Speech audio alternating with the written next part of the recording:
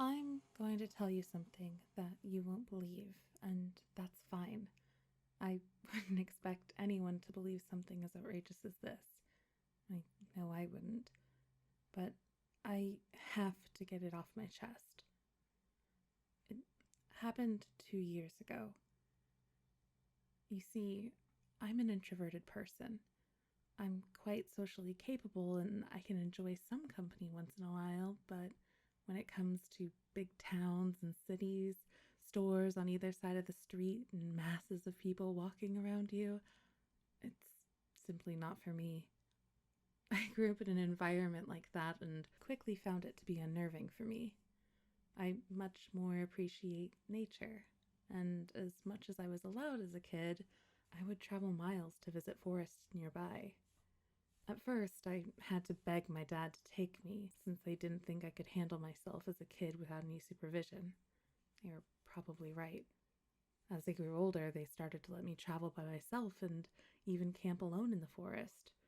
Whether it was because they couldn't be bothered driving me every time, or if they actually thought I was mature enough to go, I don't know. I don't really care either, to be honest.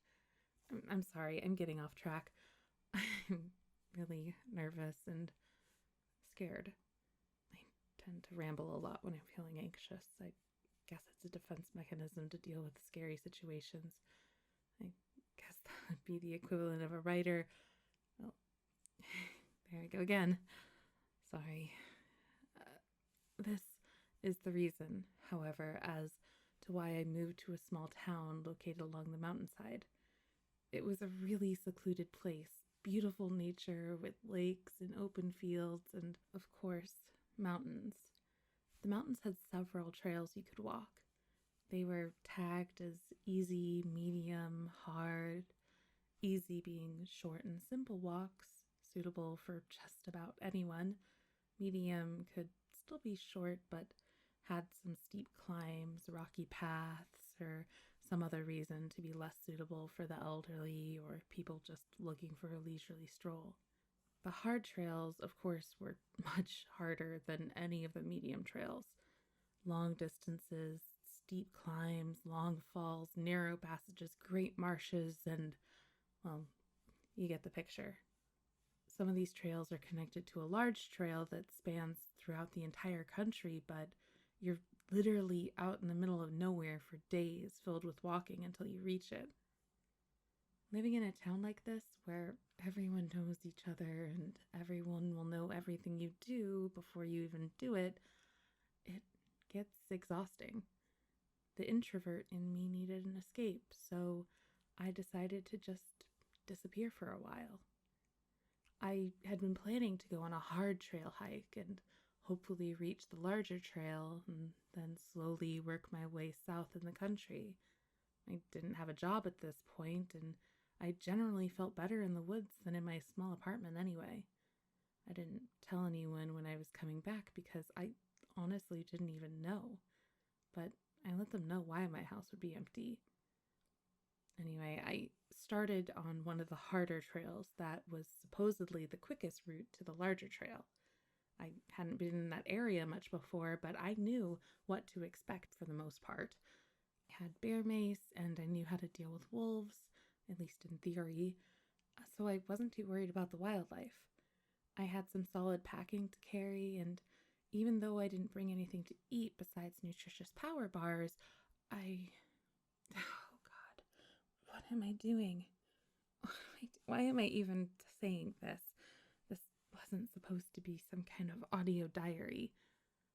Here, I'll cut to the chase. Fast forward. I'd been on the trail for 4 days when I came across a smaller path that went off to the side. It was overgrown and clearly not the right way, but I wasn't in any rush, and I thought it could be an interesting adventure. Actually, now that I say it, maybe it already controlled me at this point. It made me choose the route that would lead me there.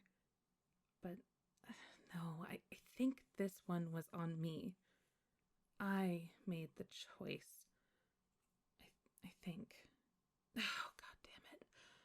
I'm sorry, that probably makes no sense to you, but just Hang on, I'm getting there. I don't actually know how long I was on the trail.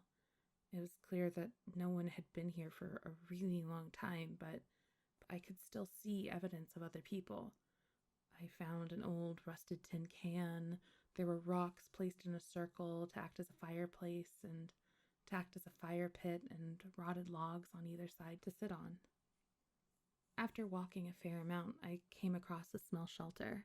It was overgrown with moss, and a tree had fallen over and crushed most of it. The entrance was largely intact, but I could see someone had used a knife to etch into the wood. It said E and L inside what was probably a heart, and just below it said 1952, 63 years ago. I remember wondering if those two had grown old together. Maybe they'd had kids and got there happily ever after.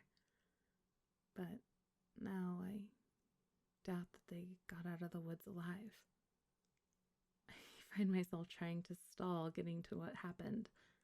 Something inside of me is worried that it might know what I'm trying to do. At the same time, it would know that no one will believe me. All right. A little while later is when this trip turned on me. I saw a person, a human. I can't remember anything about its looks, but it was clearly a human. Man, woman, old, young, I have no idea, but it was human. Did it have a mouth, eyes, ears? I don't know. Did it walk upright? I don't know, but it was human. It was motioning me to come forward, and I was enthralled.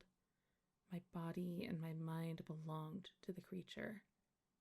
At the same time, when it happened, I remember thinking that it was the most natural and obvious thing to do. I wanted to follow, and I could think of no reason not to, because I didn't think. Not myself, anyway. The creature was thinking for me. It brought me into a clearing. The creature stopped and stood in the middle, turning to me as I approached. Again, I have no idea what it looked like, but at this point, the creature was human. I'm sure of that. And then it touched me. It gripped my arm, and as soon as it laid its hand on me, the world disappeared. No words I can use to describe it will make sense. There was a cold, a burning cold that was worse than anything I've ever experienced before. It was as if my body was turned to ice, yet burning 1,000 degrees. It was burning cold, and there was darkness. It surrounded me, but it wasn't darkness.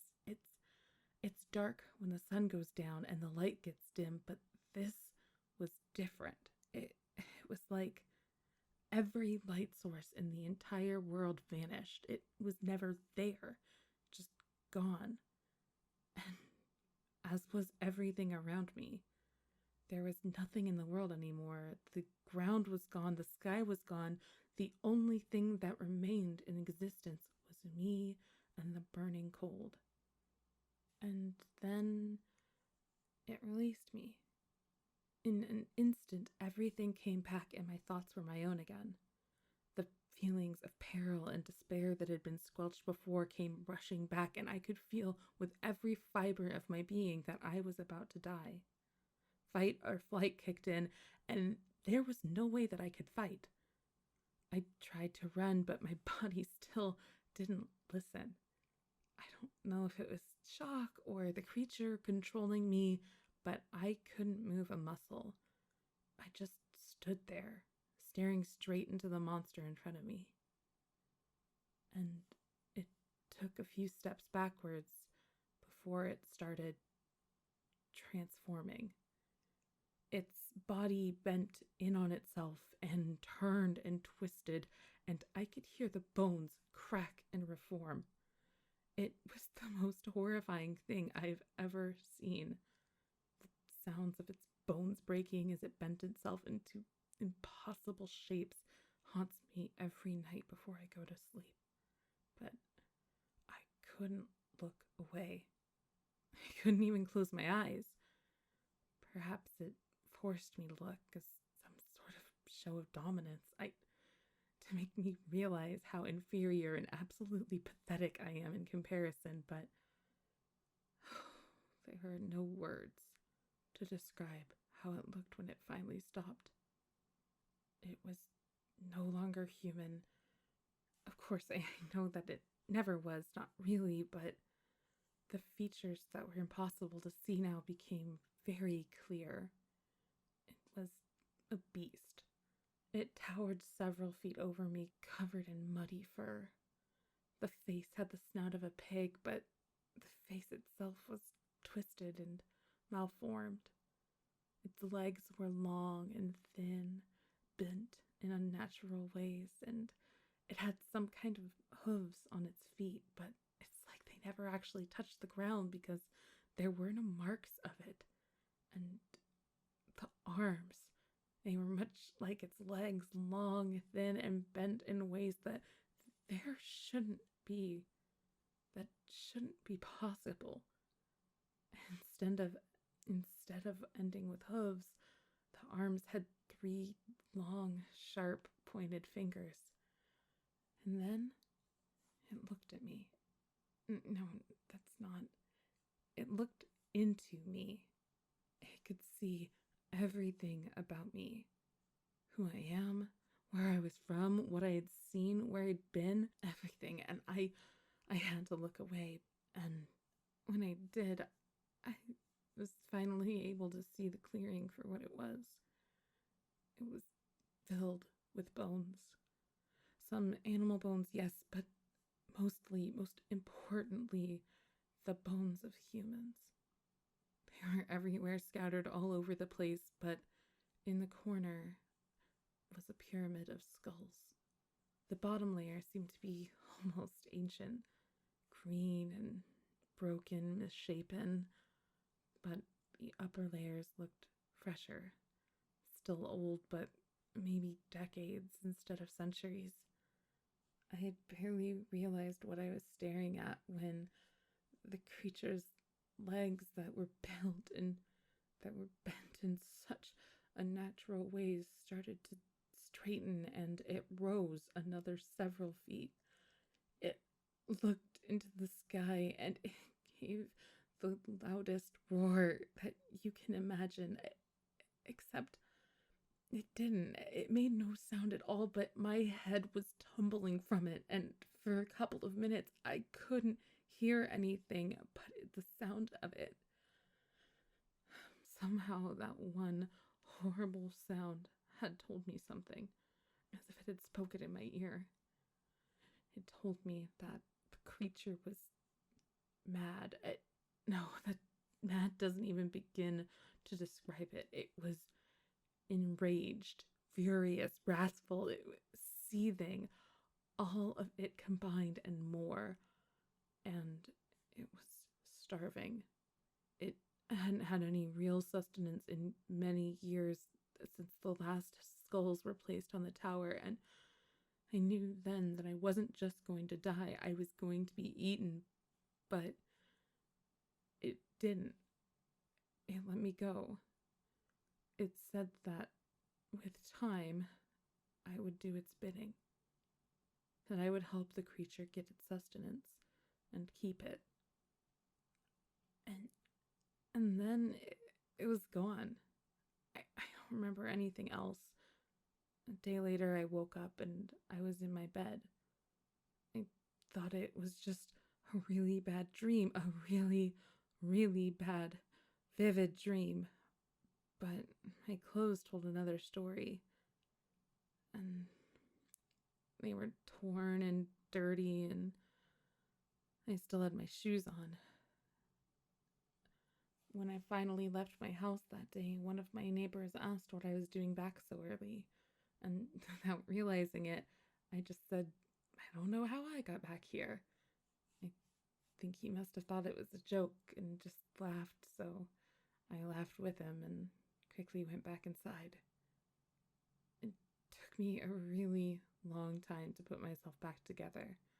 I couldn't sleep more than a few hours without waking up in a sweat for several weeks, and I didn't know what was real anymore. I couldn't tell anyone, no one would believe me, but it gnawed away at me, so eventually I went to a psychologist. She was nice, she believed me, but in a I'm sure you think that's what happened kind of way. She prescribed some meds for me to help with paranoia and hallucinations. Yeah, thanks for that. Since then, I haven't told a single soul about it, but I eventually got better. I still hear the bones pop every time I go to bed, but at least I can sleep through the night. I even got myself a job a couple months ago. Since everything turned out alright, I started second guessing myself. In a good way, I guess.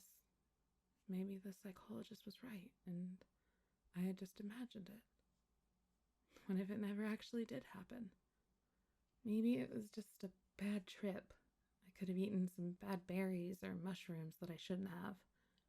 Memory loss is quite usual after a bad trip, so that would explain how I got back home. Whatever happened, hallucinations or not, it was over. And I was finally living my own life again. That is, until I went to bed last night, Saturday night. Today's Thursday. I woke up with my hair disheveled and I had torn clothes on and my muddy boots. Boots I haven't touched since. There were muddy footprints leading from my door to my bed, and the door was ajar. I have no memories of the last couple days. The only thing I can remember is the burning cold. This morning I read the newspaper. There was a case of a child gone missing. My neighbor, 6 years old. She was last seen entering the forest with an unknown adult. I have a feeling if I ever were to go back to that creature, back to that clearing, there'd be another skull on the pyramid. Help me. I don't know what to do.